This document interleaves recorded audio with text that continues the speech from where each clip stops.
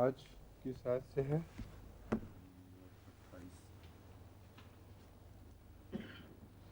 رکو نہیں ہوا نا پورا؟ اولم یرا پڑھنا ہی ہے آج؟ پڑھنا. اعوذ باللہ من الشیطان الرجیم. بسم اللہ الرحمن الرحیم.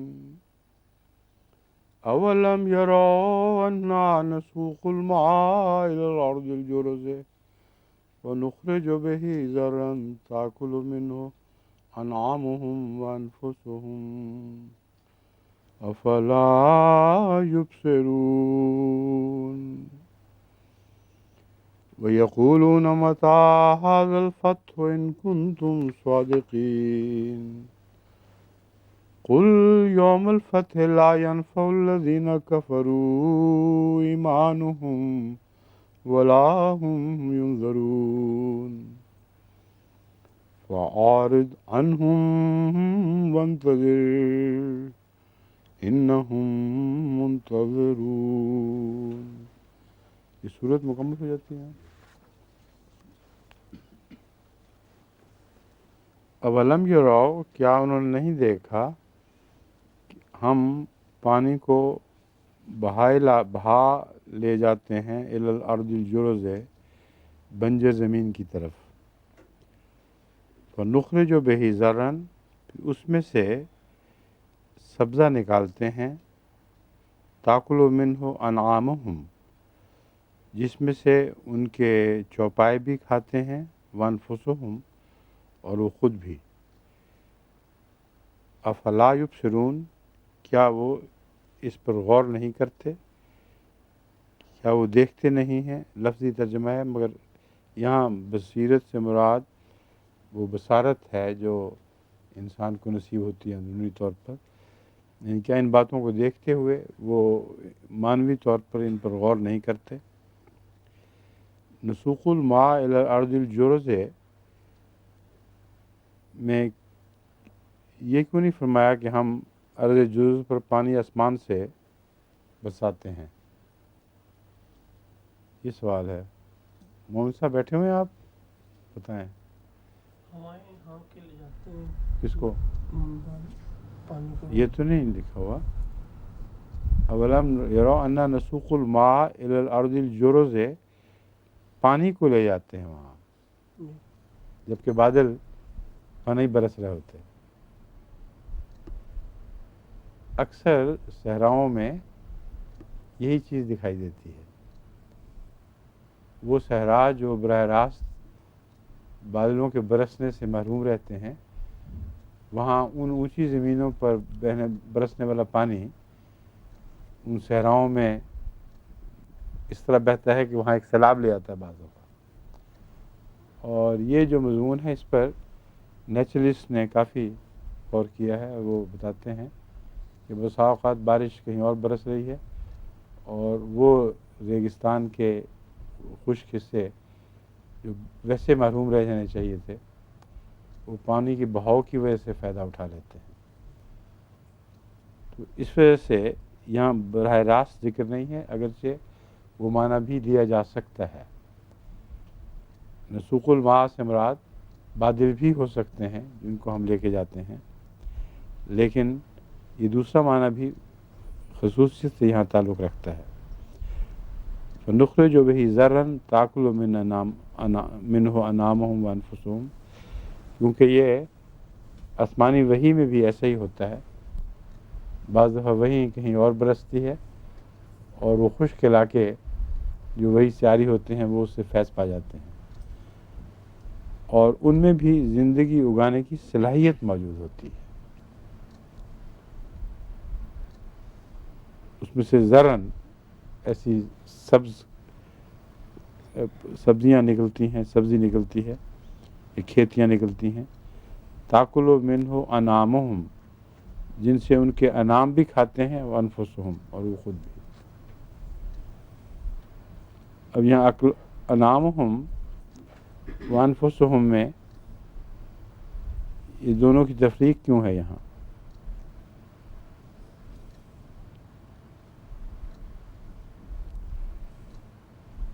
اول تو اس لیے کہ جو سبزی نکلتی ہے یا سبزہ نکلتا ہے یا کھیتیاں اگتی ہیں ان کی نوعیت مختلف ہوتی ہے. ایسے پودے بھی اس سے فائدہ اٹھا جاتے ہیں جن کا پھل انسان استعمال کرتے ہیں. کچھ ایسی کھیتیاں بھی اگتی ہیں جن کے دانے جانوروں کی بجائے انسان استعمال کرتے ہیں. تو یہ صحرا ہر قسم کی بیجوں سے بھرا پڑا ہے جن کو ہم جانتے نہیں، لیکن جب پانی برستا ہے تو پھر وہ بیج اگتے ہیں اور ان سے انعام بھی فائدہ اٹھاتے ہیں اور انسان بھی. اور روحانی معنوں میں کیا بنے گا؟ روحانی معنوں میں یہ جو انعام ہے نا، کل انعام، یہ بھی اس سے کچھ نہ کچھ فائدہ تو اٹھاتے ہی ہیں، لیکن اصل فائدہ جو روحانی پھلوں پر مبنی ہوتا ہے وہ الانسان یعنی وہ مومن فائدہ اٹھاتے ہیں جن کی خاطر وہ پھل پیدا کیے گئے ہیں. بس آمد الناس میں وہ ہے انسان جن کو قرآن کریم نے خود کل انعام قرار دیا ہے، وہ بھی فائدہ تو اٹھاتے ہیں کسی نہ کسی حد تک، اور کچھ نہیں تو ان کا رزق کا ذریعہ ہی بنا ہوا ہے. کیا تم اس کو اپنا رزق کا ذریعہ بناتے ہو؟ تو اس لیے دونوں معنوں میں یہ آیت بالکل برمحل چسپاں بات ہوتی ہے. وَيَقُولُونَ مَتَىٰ هَٰذَا الْفَتْحُ إِن كُنتُمْ صَادِقِينَ، وہ کہتے ہیں یہ فتح کب آئے گی اگر تم سچے ہو. اب سوال یہ ہے کہ یہاں اگر صرف پانی کی بات ہوتی تو حاضر الفتح کی بات نہیں ہو سکتی تھی. یقیناً انہوں نے بھی اس انداوی میں یہ معلوم کیا ہے کہ کسی وقت سارا صحرائے عرب اس پانی سے بھر جائے گا جو رسول اللہ صلی اللہ علیہ وسلم پر نازل ہوا ہے. اور یہ فتح ہے جس کی طرف یہ آیت اشارہ کر رہی ہے اولین طور پر، اور جس کو اہل مکہ نے بھی سمجھا. وَيَقُولُونَ مَتَىٰ هَٰذَا الْفَتْحُ إِن كُنتُمْ صَادِقِينَ، وہ پوچھتے ہیں کہ یہ فتح کب آئے گی اگر تم سچے ہو. قُلْ يَوْمُ الْفَتْحِ لَا يَنْفَعُ الَّذِينَ كَفَرُوا إِيمَانُهُمْ وَلَا هُمْ يُنظَرُونَ. یہ فتح کا دن ایسا ہوگا کہ اس دن وہ لوگ جو اب کافر ہیں ان کو ان کا آئندہ ایمان فتح دیکھنے کے بعد کوئی فائدہ نہ دے گا. وَلَا هُمْ يُنظَرُونَ، اور وہ مزید مہلت نہیں دیے جائیں گے. مراد یہ ہے کہ وہ لوگ جو ایک عمومی فتح کا انتظار کرتے ہیں جو دراصل سیاسی فتح ہوتی ہے، ایک پوری کی پوری قوم مغلوب ہو جاتی ہے، اس وقت جو ایمان لاتے ہیں ان کا ایمان محض دھوکہ ہے، کیونکہ وہ عددی غلبے کی وجہ سے ایمان لاتے ہیں نہ کہ اللہ تعالیٰ کی وجہ سے. یعنی ان کا ایمان خدا کی خاطر نہیں بلکہ وہ لکیر کے فقیر لوگ ہیں جہاں اکثریت کا غلبہ اکثریت کو غالب دیکھتے ہیں اسی میں شامل ہو جاتے ہیں. تو اس لیے فرمایا کہ ان کو وہ فتح کا دن وہ ہوگا جب ان کو کوئی فائدہ نہیں پہنچے گا جو سوال کر رہے ہیں. وَلَا هُمْ يُنظَرُونَ، اور وہ مزید مہلت نہیں دیے جائیں گے. یہ مزید مہلت سے کیا مراد ہے؟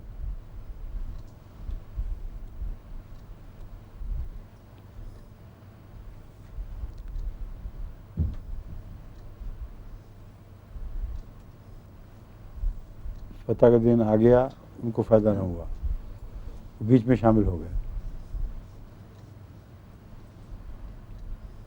جی سزا ملے، کیا سزا دی جائے گی. ہاں، سزا کا مضمون ایسا ہے کہ وہ اس کے بعد اپنے ایمان کے باوجود سزا سے محفوظ نہیں رکھے جائیں گے، اور ان کی سزا اللہ بہتر جانتا ہے کس رنگ میں ان کو دی جائے گی. چنانچہ فرمایا فَأَعْرِضْ عَنْهُمْ وَانْتَظِرْ، تو ان سے اعراض کر، ان سے منہ پھیر لے اور انتظار کر. اِنَّهُمْ مُنتَظِرُونَ، وہ بھی تو انتظار کر رہے ہیں. ٹھیک ہے. کافر جو لوگ ہیں یہ عام کافر مراد ہیں یا ائمۃ الکفر مراد ہیں؟ نہیں، ائمۃ الکفر تو ہیں ہی جہنمی کم وقت، وہ تو اس وقت بھی نہیں مانتے. ائمۃ الکفر تو غلبے کے وقت بھی نہیں مانا کرتے. یہاں عامت الناس ایسے مراد ہیں جن کا کوئی دین نہیں ہوتا سوائے غلبے اکثریت کے دین کے. سیاسی غلبہ ان کے پیش نظر ہوتا ہے، وہی اہمیت رکھتا ہے، تو وہ مراد ہو سکتے ہیں، ورنہ وہ ائمۃ الکفر تو بالکل اور مخلوق ہیں. سورہ الاحزاب. اعوذ باللہ من الشیطان الرجیم، بسم اللہ الرحمن الرحیم. یا ایھا النبی اتق اللہ ولا تطع الکافرین والمنافقین ان اللہ کان علیما حکیما. ان اللہ کان علیما حکیما واتبع ما یوحی الیک من ربک ان اللہ کان بما تعملون خبیرا.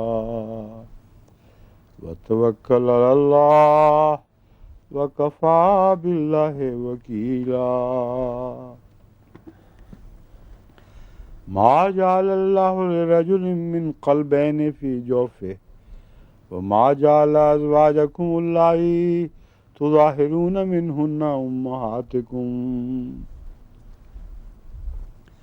وما جعل ادعیاءکم ابناءکم ذالکم قولکم بافواہکم واللہ یقول الحق وهو يهدي السبيل. ادعوهم لآبائهم هو أقسط عند الله فإن لم تعلموا آباءهم فإخوانكم في الدين ومواليكم وليس عليكم جناح فيما أخطأتم به ولكن ما تعمدت قلوبكم وكان الله غفور رحیم. النبی اولیٰ بالمؤمنین من انفسهم وازواجہ امہاتہم وأولو الارحام بعضهم اولیٰ ببعض فی کتاب اللہ من المؤمنین والمہاجرین الا ان تفعلوا الى اولیائکم معروفا کان ذلک فی الکتاب مسطورا. وَإِذْ أَخَذْنَا مِنَ النَّبِيِّينَ مِيثَاقَهُمْ وَمِنْكَ وَمِن نُوحٍ وَإِبْرَاهِيمَ وَمُوسَىٰ وَعِيسَىٰ ابْنِ مَرْيَمَ وَأَخَذْنَا مِنْهُم مِيثَاقًا غَلِيظًا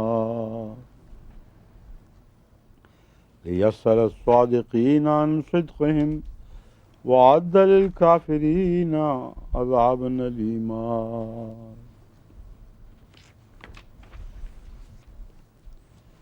سورہ احزاب.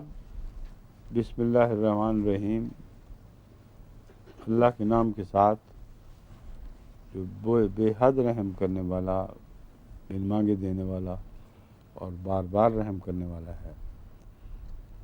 یا ایھا النبی اتق اللہ، اے نبی اللہ کا تقوی اختیار کر.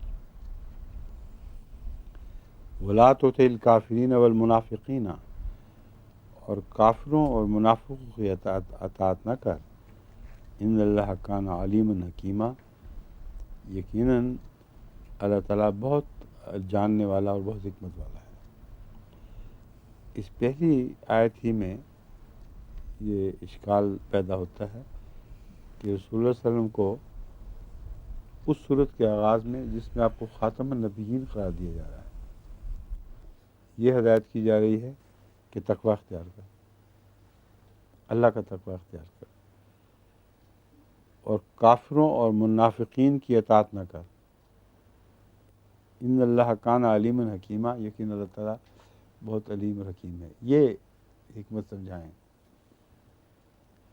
شمس صاحب آپ کی باری ہے.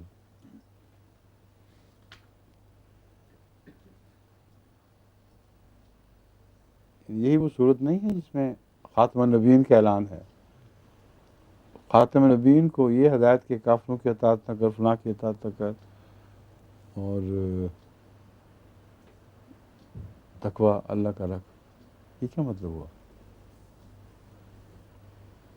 کیوں جناب سمرا باجی تم بڑے غور سے دیکھ رہی ہو، لگتا ہے تمہیں کچھ آیا ہے شاید. ہیں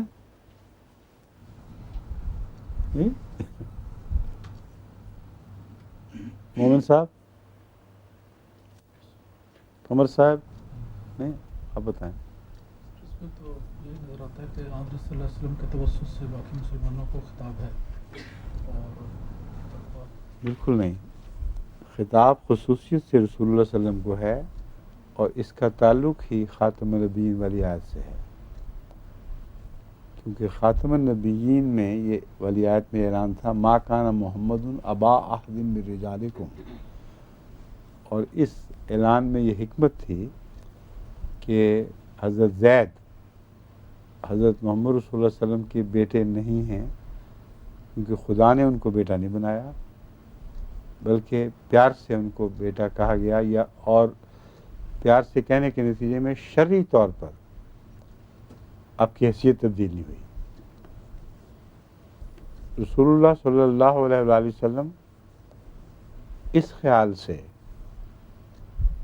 گھبرا رہے تھے حضرت زید کی منکوحہ سے طلاق کے بعد شادی پر، کہ آمت الناس نے بیٹا سنا ہوا ہے اور بیٹا بیٹا کہہ کے اس کو پکارتے رہے ہیں، ان کے لیے ٹھوکر کا مجرم نہ بنے.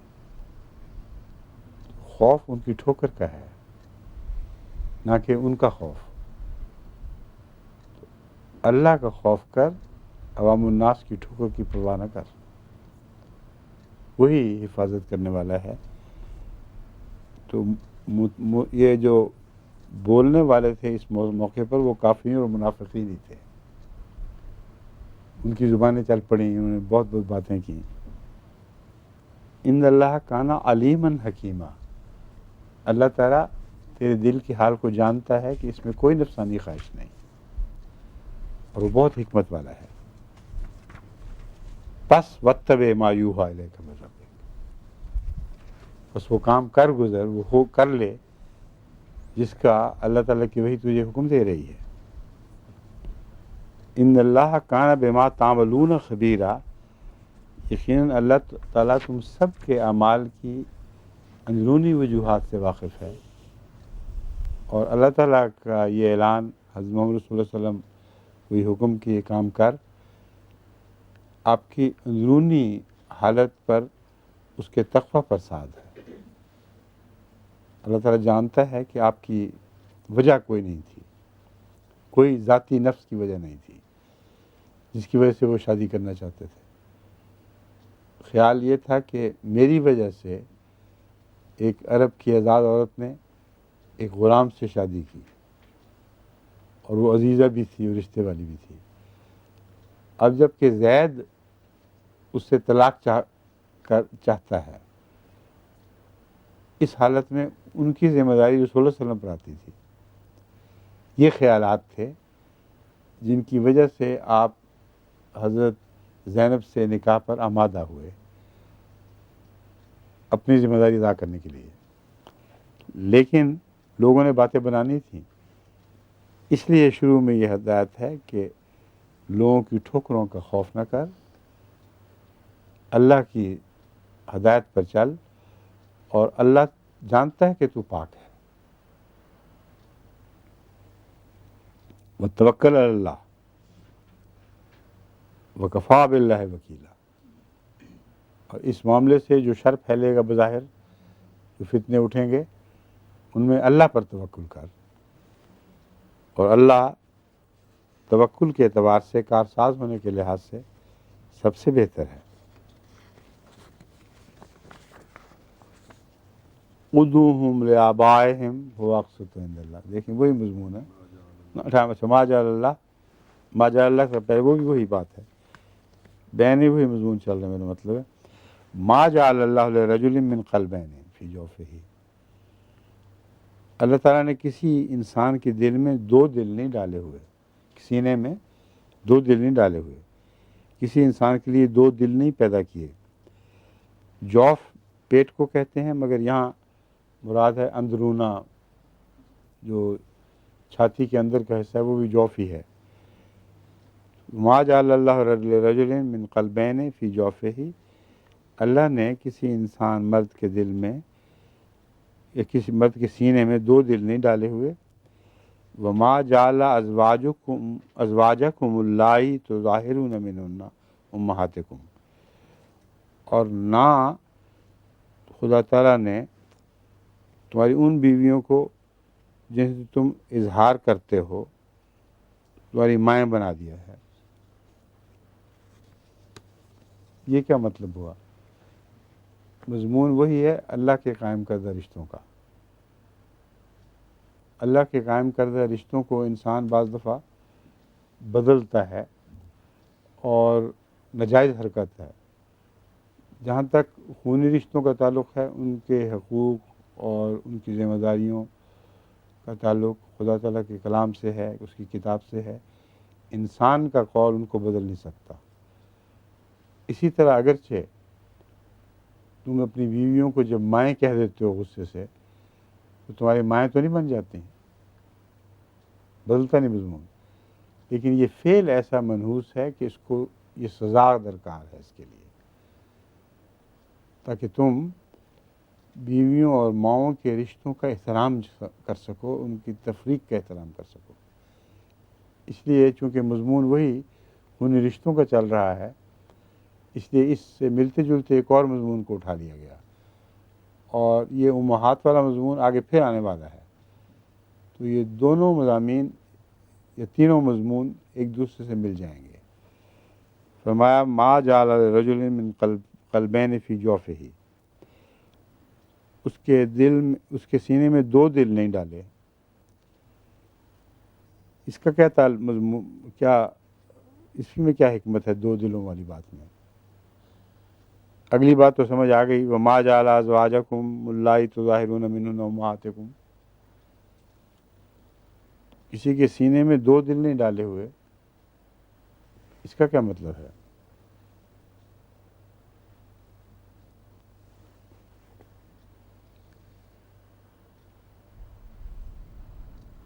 क्यों जनाब? ख़वातीन से ताल्लुक़ रखने वाला मजमून है।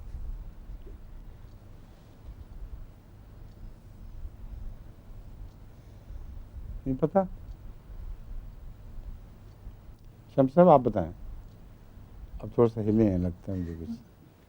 हाँ अच्छा, फ़ायदा बताने लगी, चलें। मतलब मेरे दिमाग में ये आया कि दिल में जिस रिश्ते के लिए जैसे जज्बात हैं वो वही रहेंगे, किसी को कुछ करने से दिल नहीं बदल सकता। ठीक, एक ये मतलब भी ठीक है। और ये कि अगर बीवियां एक से ज़ायद हों तो इंसाफ और बात है और दिली ताल्लुक़ और चीज़ है। इसलिए हरगिज़ बैद नहीं कि इंसान को एक से ज़्यादा बीवियों में से किसी एक से क़ल्बी ताल्लुक़ ऐसा हो कि जो हर एक से यकसा नहीं। इसको नाइंसाफ़ी नहीं कहा जाता। ये अल्लाह ताला की एक तख्लीक है कि दिल जब माइल होता है तो एक ही तरफ माइल होता है, लेकिन मोमिन लोग वो हैं खुदा का तक़वा रखने वाले जो उस मैलान के नतीजे में नाइंसाफ़ी नहीं करते, वो सबसे बराबर सलूक करते हैं, उनके बुनियादी हकूक़ अदा करते हैं। ये आगे चूँकि बातें आनी हैं अज़वाज मुतहरात के सिलसिले में, इसलिए इस मौके पर इसको भी बयान फरमा दिया। और उम्मी और बीवी के दरमियान फ़र्क के साथ इसका गहरा ताल्लुक़ है इस आयत का कि तुम्हारे दिल माँ के लिए एक और जज्बा रखते हैं और बीवी के लिए एक और जज्बा रखते हैं। अलग अलग दिल नहीं बनाए हुए खुदा ने, ایک ماں کے لیے ہو اور ایک بیوی کے لیے ہو، مگر ان کے جذبات مختلف ہیں، اس لیے تمہارے بیویوں کو ماں کہہ دینے سے وہ جذبات جو دل میں ماں کے لیے ہیں وہ پیدا ہو ہی نہیں سکتے، اور ماں کے احترام کے خلاف کوئی دل کی خواہش پیدا نہیں ہو سکتی۔ اسی طرح ان کو جن کو ماں کہتے ہو ان سے جب تعلقات قائم کرو تو یہ نہیں ہو سکتا کہ نعوذ باللہ من ذالک تم نے اپنی ماں کے احترام میں دخل دے دیا ہے، کیونکہ دو دل سے مراد دو دلوں کی مختلف کیفیات ہیں۔ یہ ہو ہی نہیں سکتا کہ وہی دل اپنی کیفیات میں دوگلا پن دکھائے، جو کیفیات اس کی ماں کے لیے ہیں وہ اسی طرح رہیں گی، جو کیفیات اس کی بیوی کے لیے ہیں وہ اسی طرح رہیں گی۔ تو دو دل سے مراد دل کا دوگلا پن ہونے کا احتمال، دل کے دوگلے پن کا احتمال ہے، جس کو اللہ تعالیٰ نفی کرتا ہے، جس کی نفی فرماتا ہے۔ وَمَا جَعَلَ أَدْعِيَاءَكُمْ أَبْنَاءَكُمْ، یہ وہی مضمون اکٹھا ایک ہی تسلسل میں آگے بڑھ رہا ہے کہ تمہارے منہ بولے بیٹوں کو تمہارا بیٹا تو نہیں بنا دیا خدا نے۔ ذالکم قولکم بافواہکم، یہ ساری باتیں جو اوپر گزری ہیں یہ تمہارے منہ کی باتیں ہیں۔ واللہ یقول الحق وہو یہدی السبیل، اللہ تعالیٰ حق بیان فرماتا ہے، وہو یہدی السبیل، اور وہ سیدھے رستے کی طرف ہدایت دیتا ہے۔ ادعوہم لآبائہم هو اقسط عند اللہ، منہ بولے بیٹے مراد ہیں اب یہ، تمہارے منہ بولے بیٹے جو بھی ہیں ان کو ان کے آبا کی طرف منسوب کرو، یہ بات یا وہ بات اقسط عند اللہ ہے، اللہ کے نزدیک انصاف کے زیادہ قرین ہے۔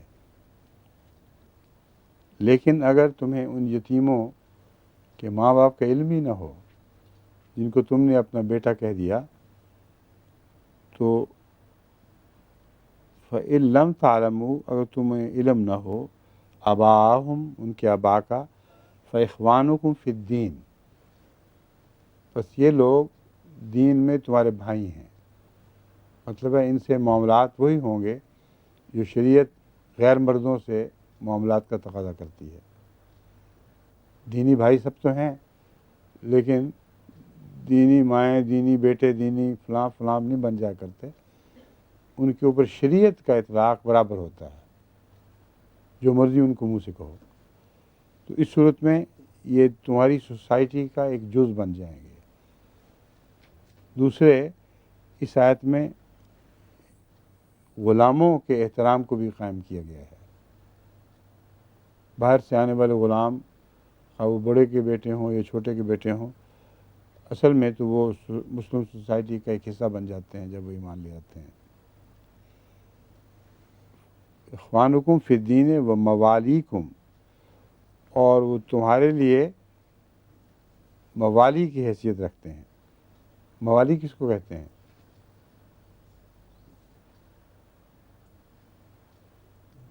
مولا کی جمع نا؟ دوست اور بھائی بھی، اور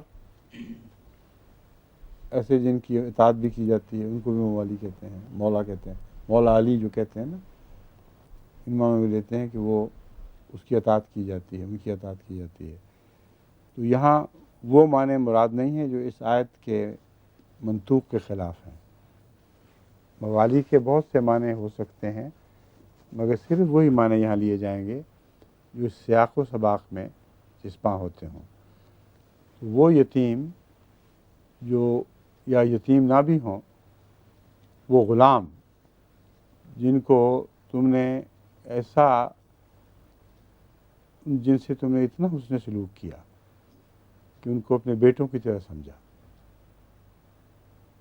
پھر بھی وہ بیٹے نہیں بن سکیں گے، لیکن اگر ان کے ماں باپ کا علم ہے تو ان کو ماں باپ کی طرف ان کے ماں باپ کی طرف منسوب کرو اور اپنی سوسائٹی کا حصہ سمجھو۔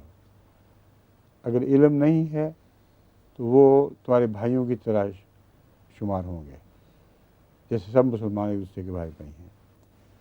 اور اگر علم ہے تو موالیکم، معاف کرنا، اگر علم ہے کہ کون ماں باپ ہیں تو اس علم کے باوجود وہ سوسائٹی کا اسی طرح حصہ بنے رہیں گے جس طرح تمہارے جانے پہچانے جن کے ماں باپ کو تم جانتے ہو وہ تمہاری سوسائٹی کا حصہ ہیں۔ اگر پتہ نہیں کہ کون ہے ماں باپ تو پھر موالیکم ان معنوں میں ہے کہ وہ تمہارے دوست، تمہارے ساتھی، تم ان کے دوست اور ان کے ہمدرد، اور دونوں صورتوں میں ذمہ داریاں نہیں بدلیں گی۔ ان کے ساتھ حسن سلوک جاری رہنا چاہیے، لیکن رشتوں میں تبدیلی نہیں آئے گی کسی صورت میں بھی۔ خواہ ماں باپ کا علم ہو پھر تو آ ہی نہیں سکتی، ماں باپ کا نہ بھی علم ہو تو رشتے میں تبدیلی نہیں آئے گی۔ یہ اس کا منطوق دکھائی دیتا ہے۔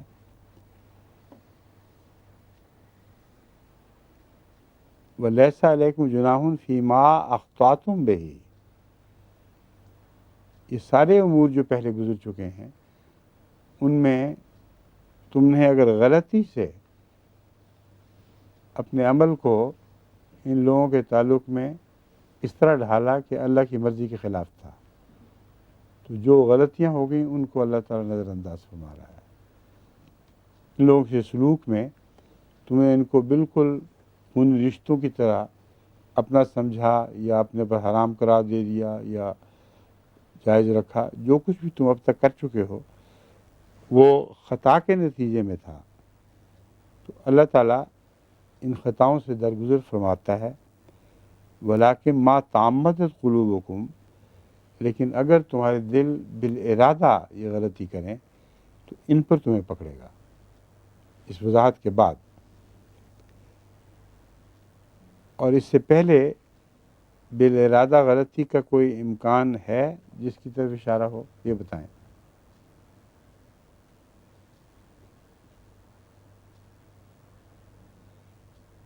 اس طرح بالارادہ غلطی کا امکان ہے کہ رسماً بیویوں کو کہہ دیا کرتے تھے عرب بغیر کسی خاص ارادے کے، غصے کی حالت میں کہہ دیا کرتے تھے، مگر کئی لوگ شرارتاً ان کو فوری طور پر علیحدہ کرنے کے لیے یہ طریق اختیار کرتے تھے تاکہ وہ اپنے حقوق کا مطالبہ نہ کریں۔ تو بالعمد بھی ان رسمی باتوں کو اختیار کیا جا سکتا ہے کسی شرارت کی وجہ سے یا نقصان پہنچانے کی خاطر۔ تو ماضی کے تعلق میں وَلَٰكِن مَا تَعَمَّدَتْ قُلُوبُكُمْ سے یہ مراد ہوگی کہ یہ باتیں اگر رسماً اختیار کی گئی ہیں، جیسے کہ بعض لوگ قسمیں کھاتے رہتے ہیں، باللہ واللہ باللہ تاللہ، اللہ فرماتا ہے ان قسموں پہ تمہیں نہیں پکڑے گا خدا، لیکن جان بوجھ کر اٹھاؤ اور شرارت اور جھوٹ مراد ہو تو اس پر تم پکڑے جاؤ گے۔ یہ تنبیہ ہے وَلَٰكِن مَا تَعَمَّدَتْ قُلُوبُكُمْ میں۔ وَكَانَ اللَّهُ غَفُورًا رَحِيمًا، اور جہاں تک عام غلطیوں اس کو بخشنے کا تعلق ہے، اللہ کو تم غفور اور رحیم پاؤ گے، یعنی بہت بخشنے والا اور بار بار رحم فرمانے والا۔ النبی اولیٰ بالمؤمنین من انفسہم، نبی مومنوں کے لیے ان کی اپنی جانوں اور اپنے عزیزوں سے بھی زیادہ اولیت رکھتا ہے، لیکن یہ اولیت خونی رشتے یعنی باپ کے رشتے میں اس کو نہیں ڈالتی، جبکہ اس کی بیویوں کے لیے ماؤں کا لفظ استعمال ہوا ہے۔ اس کا مطلب یہ ہے کہ یہاں واقعتاً ان کے لیے ماؤں والا احترام لازم قرار دے دیا گیا ہے۔ تو یہ فرق ہے جو عام دستوری باتیں پہلے بیان کر کے پھر ان میں استثناء پیدا کیے جا رہے ہیں۔ حضرت صلی اللہ علیہ وسلم سب سے زیادہ باپ ہونے کا حق رکھتے ہیں، کیونکہ جو واقعی صلبی بیٹے ہیں ان سے بھی زیادہ قریب ہیں، اور ساری سوسائٹی میں سب سے بڑے اور سب سے زیادہ قابل احترام جو ایک خاندان میں باپ ہوا کرتا ہے. تو اولا ہونے کے لحاظ سے حضرت محمد رسول اللہ صلی اللہ علیہ وسلم یہ سب مراتب رکھتے ہیں، لیکن چونکہ مومن عورتوں سے شادی بھی کرنی ہے اس لیے باپ نہیں کہا جا سکتا. جس طرح بیوی کو ماں کہنے سے بے حرمتی ہوتی ہے ماں کے رشتے کی، اسی طرح حضرت صلی اللہ علیہ وآلہ وسلم کو باپ کہنے سے اس تعلق کی بے حرمتی ہو جائے گی. اس وجہ سے محمد رسول اللہ صلی اللہ علیہ وسلم کو باپ نہیں کہنا، لیکن باپ سے بڑھ کر سلوک ضروری ہے. وَأَزْوَاجُهُ أُمَّهَاتُهُمْ، حالانکہ یا یوں کہیں گے النبی اولیٰ بالمؤمنین من انفسہم وَأَزْوَاجُهُ أُمَّهَاتُهُمْ، ازواج ان کی امہات ہیں ہی، جبکہ ان کی ازواج امہات ہیں، یعنی ان معنوں میں بھی امہات ہیں جن معنوں میں خونی رشتے ماں کے ساتھ تعلق کو ممنوع قرار دے دیتے ہیں. بس یہ خدا تعالیٰ کا خاص فرمان ہے جو حضرت محمد رسول اللہ کے تعلق میں نازل ہوا ہے، اور جہاں تک میں سمجھتا ہوں باقی نبیوں کی بیویوں کو بھی خدا تعالیٰ یہی مرتبہ عطا کرتا ہے کہ وہ اپنے وقت کی، اپنے قوم کی امہات ہوتی ہیں، اور ان کے زوج یعنی انبیاء کی وفات کے بعد ان کے ساتھ رشتہ نہیں ہو سکتا. میرے علم میں کسی نبی کی بیوی کا کہیں کوئی ذکر ایسا نہیں ملتا کہ نبی کی وفات کے بعد اس نے شادی کی ہو، اور ان نبی کی زندگی میں جو ان کے احترام کا تقاضا ہے وہ لفظ امہات سے بڑھ کر کوئی ادا نہیں کر سکتا، اور یہی احترام کا تقاضا پھر آگے جاری رہتا ہے. فرمایا وَأَزْوَاجُهُ أُمَّهَاتُهُمْ وَأُولُو الْأَرْحَامِ بَعْضُهُمْ أَوْلَىٰ بِبَعْضٍ فِي كِتَابِ اللَّهِ، اور جہاں تک رحمی رشتوں کا تعلق ہے ان میں سے بعض دوسروں کے مقابل پر زیادہ قریب ہیں اللہ کی کتاب میں، من المؤمنین والمہاجرین الا ان تفعلوا الی اولیاءکم معروفا. یہ جو آیت ہے اس مضمون میں ایک پیچیدگی پائی جاتی ہے. اس کو صاف لفظوں میں کھول کر کون بیان کرے گا؟ شم صاحب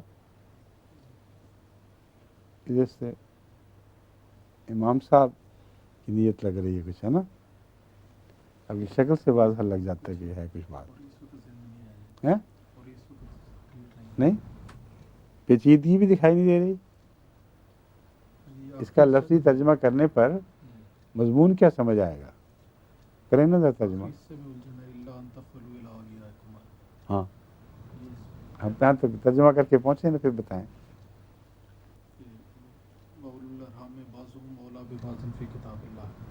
کہ جو رحمی رشتہ دار ہیں بعض کی نسبت زیادہ قریب ہیں اللہ کی کتاب میں.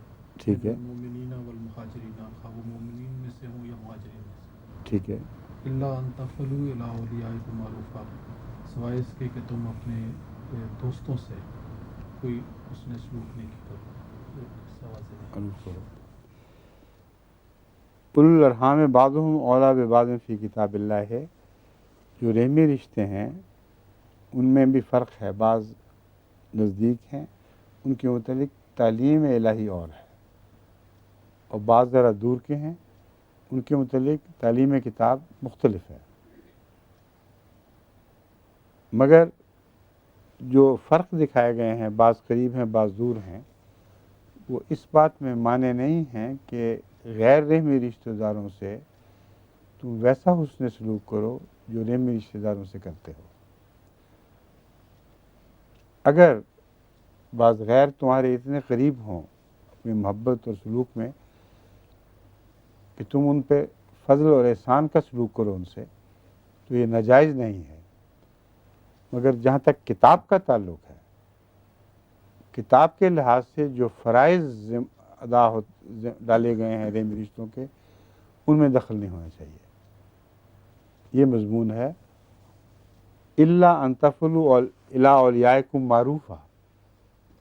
یہ کتابی رشتے اس بات میں حائل نہیں ہوں گے کہ تم اپنے بعض اقربا اور محسنین سے ایسا سلوک کرو کہ جو ان کو تمہارے فضل کا حصہ دار بنا دیں.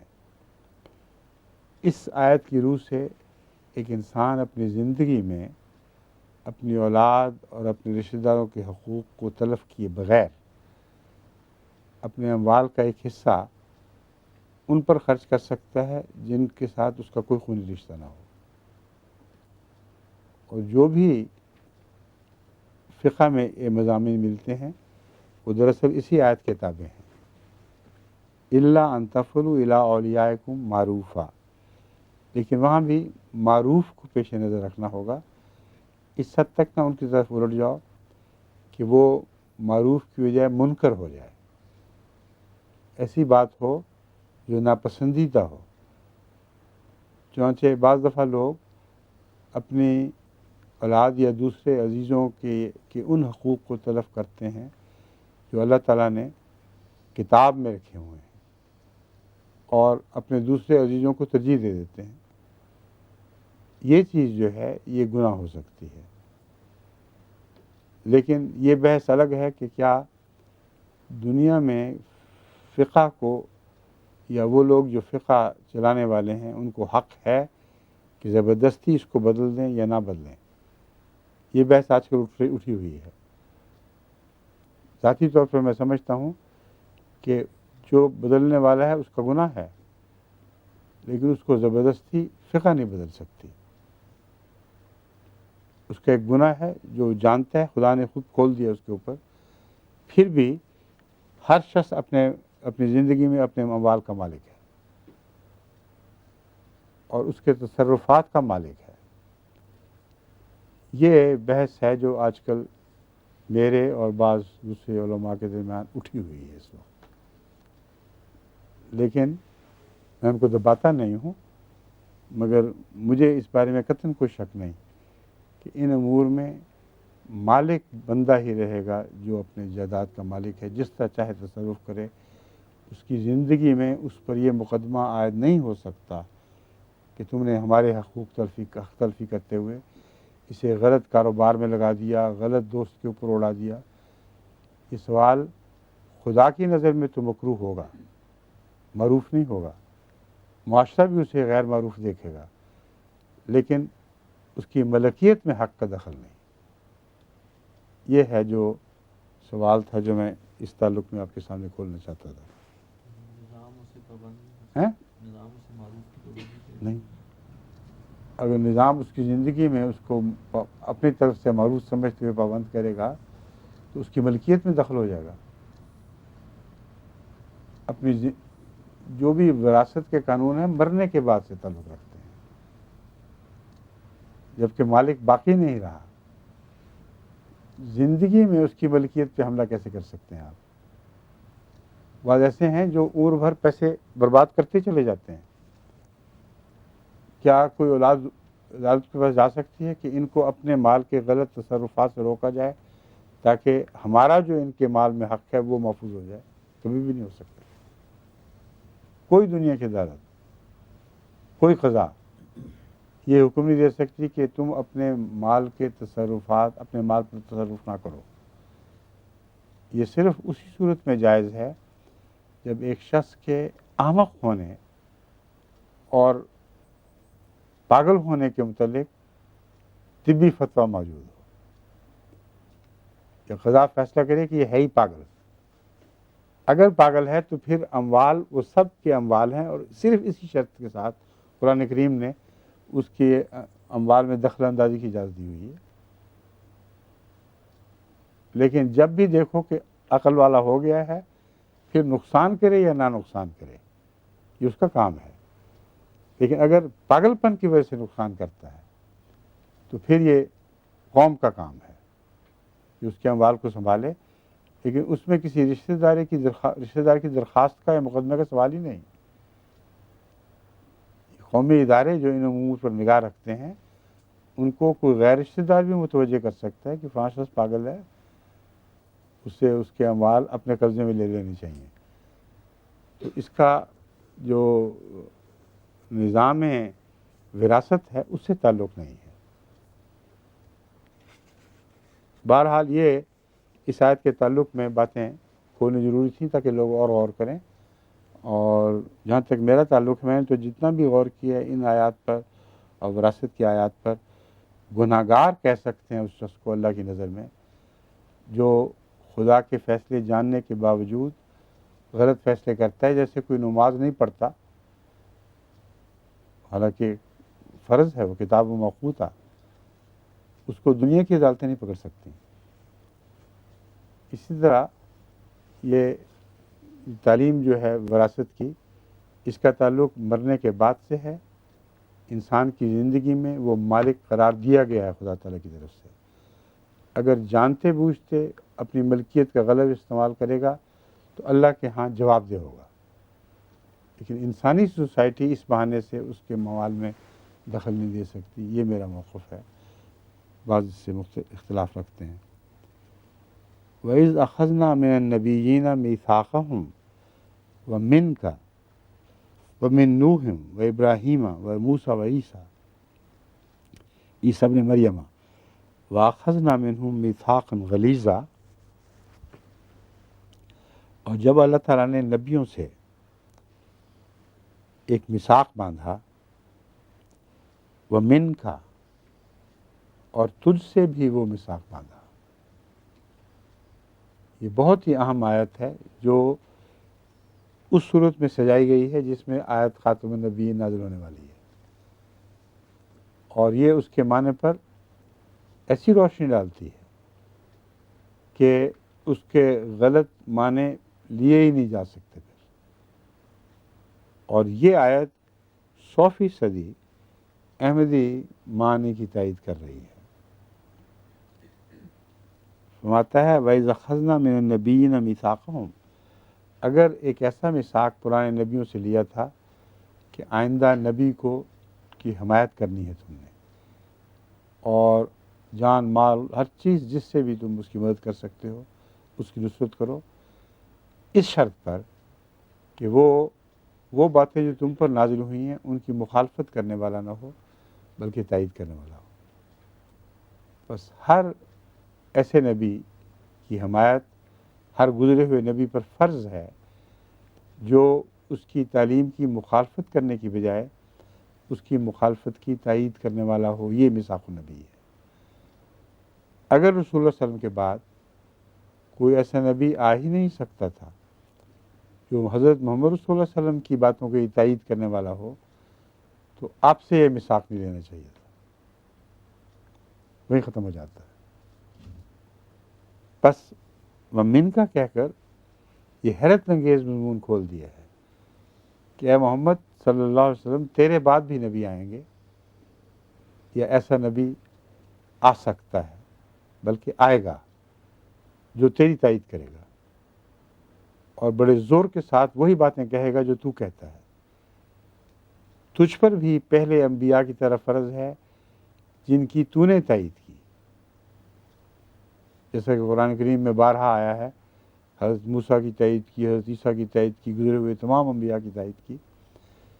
وہ اس لیے تائید کیا کرتا تھا کہ بنیادی طور پر دین حق ایک ہی ہے، اور تو نے کسی پرانے نبی سے بنیادی اختلاف نہیں کیا. اس لیے ان پر فرض کیا گیا کہ وہ تیری تائید کریں. اب تیرا فرض ہے کہ تیرے بعد آنے والا جو تیری تائید کرے گا اس کی مخالفت نہیں کرنی بلکہ اس کی حمایت کر. اور یہ عہد جو ہے یہ ہمیشہ سے لیا جاتا رہا ہے، کسی ایک نبی پر خاص نہیں ہے. وَإِذْ أَخَذْنَا مِنَ النَّبِيِّينَ مِيثَاقَهُمْ. اور جب ہم نے نبیوں سے ان کا میثاق لیا. ایک میثاق ہے جو بنی اسرائیل کا میثاق ہے، وہ اس میثاق سے الگ ہے، وہ یہ میثاق نہیں ہے. لیکن غیر احمدی مولوی اور خاص طور پر مودودی نے یہ ہوشیاری کی ہوئی ہے کہ جب اس سے پوچھا گیا مودودی سے، اور باقی مولوی یہی جواب دیتے ہیں کہ کون سا میثاق ہے؟ کہتا ہے یہ وہی میثاق جو بنی اسرائیل سے لیا گیا تھا، حالانکہ اس کو میثاق النبی نہیں کہا جاتا، اس کا مضمون ہی مختلف ہے۔ بس یہاں میثاق النبیین سے مراد وہ عہد ہے جو میں ذکر کر رہا ہوں، جس کو ایک صورت، کون سی صورت میں خوب کھولا گیا ہے؟ آل عمران میں۔ وَإِذْ أَخَذْنَا مِنَ النَّبِيِّينَ مِيثَاقَهُمْ وَمِنْكَ، اور تجھ سے بھی یہ عہد باندھا، وَمِن نُوحٍ وَإِبْرَاهِيمَ وَمُوسَىٰ وَعِیسَىٰ ابن مریم۔ اس عہد میں شرعی اور غیر شرعی نبی سب برابر شریک رہے ہیں۔ نوح بھی شامل تھا، ابراہیم بھی شامل تھا، موسیٰ بھی، عیسیٰ بھی، عیسیٰ بن مریم۔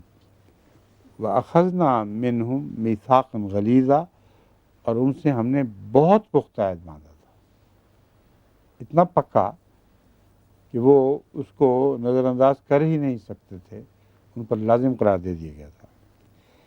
لِيَسْأَلَ الصَّادِقِينَ عَنْ صِدْقِهِمْ وَأَعَدَّ لِلْكَافِرِينَ عَذَابًا أَلِيمًا، تاکہ اللہ تعالیٰ سچے لوگوں سے ان کے صدق کے متعلق سوال کرے۔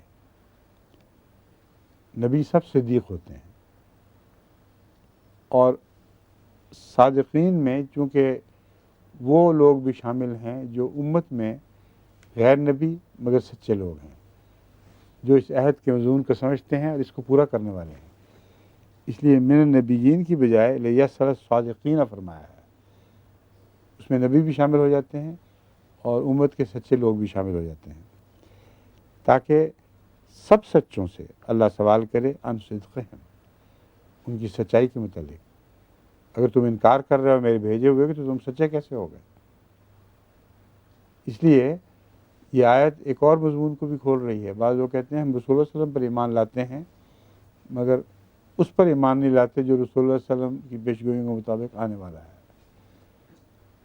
تو ان کو یاد رکھنا چاہیے کہ ان کے اس قول کا صدق اس بات سے ظاہر ہوگا کہ وہ آنے والے کی تائید کرتے ہیں یا نہیں کرتے۔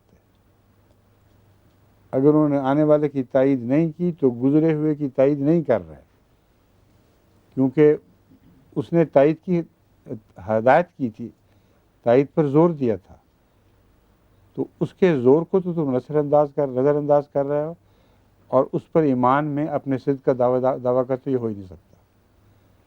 تو یہ لیسأل الصادقین عن صدقہم میں یہ مراد ہے کہ وہ لوگ جو مثلا اس آیت میں رسول اللہ صلی اللہ علیہ وسلم مراد ہوں، تو وہ لوگ جو تجھ سے سچے ہیں ان کی سچائی کے متعلق سوال کیا جا سکے۔ وَأَعَدَّ لِلْكَافِرِينَ عَذَابًا أَلِيمًا، اور یہاں جو لوگ تیری بات نہیں مانیں گے، تیرے کہنے کے باوجود آنے والی کی تائید نہیں کریں گے، یہ کافر ہیں، ان کے لیے اللہ تعالیٰ نے عذابًا علیم مقرر کر رکھا ہے۔ کافر ہیں خدا کی نظر میں، ہر بندے کو حق نہیں ہے کو کہنے کا کافر، مگر اللہ تعالیٰ نے بات خوب کھول دی ہے۔ اب ان کی مرضی ہے یہ کافرین کے زمرے میں آئیں اس آیت کریمہ کی روح سے، یا مومنین کے زمرے میں شمار ہوں۔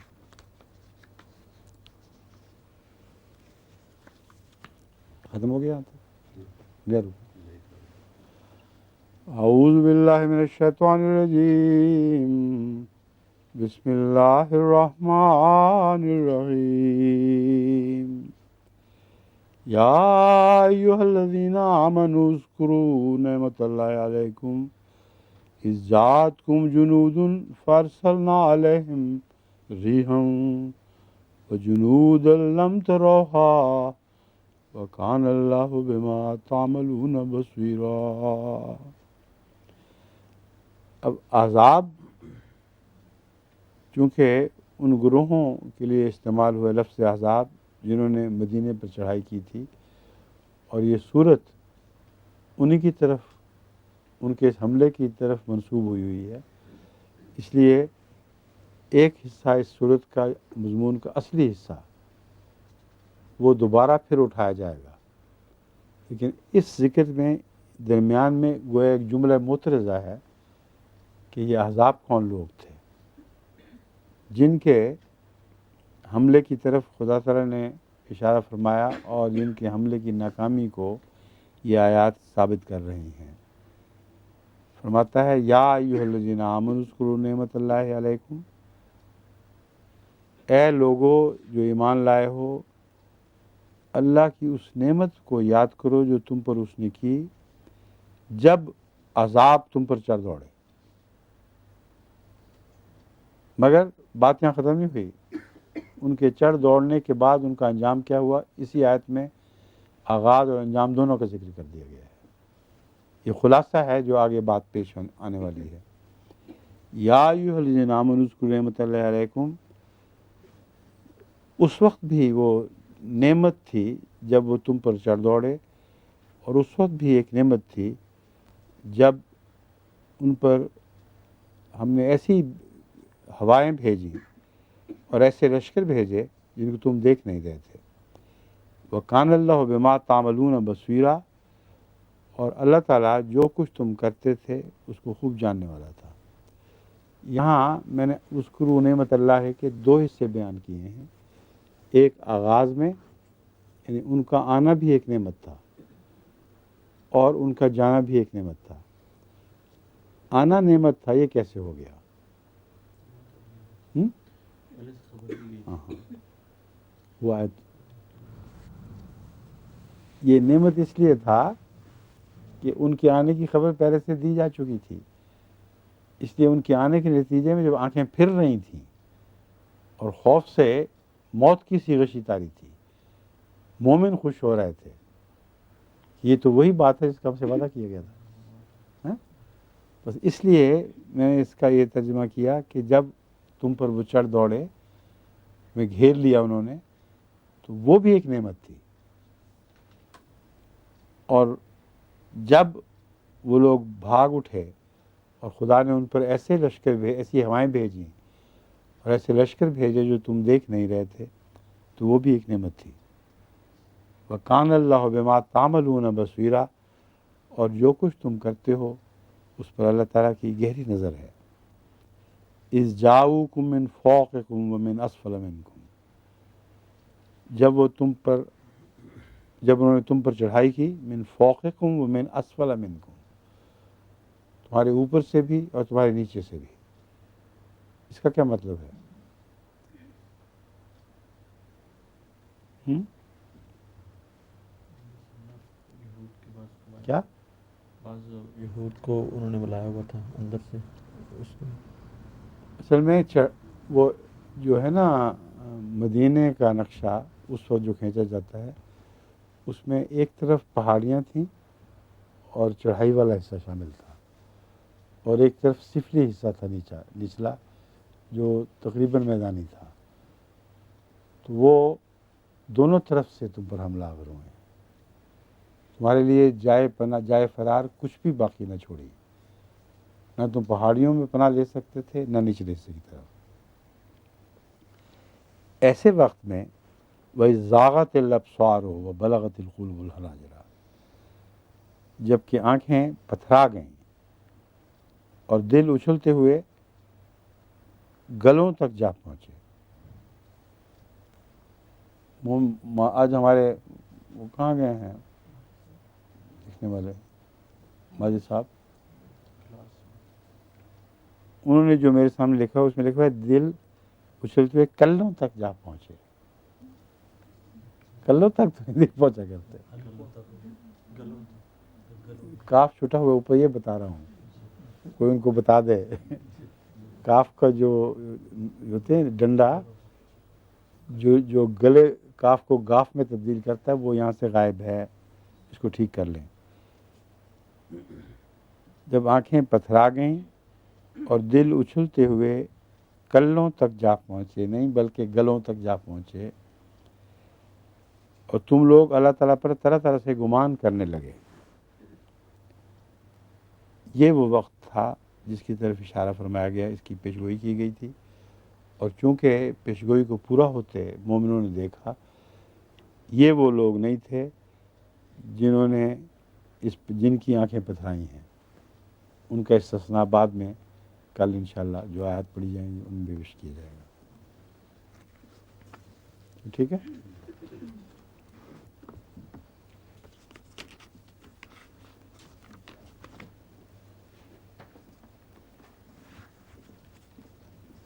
چلیں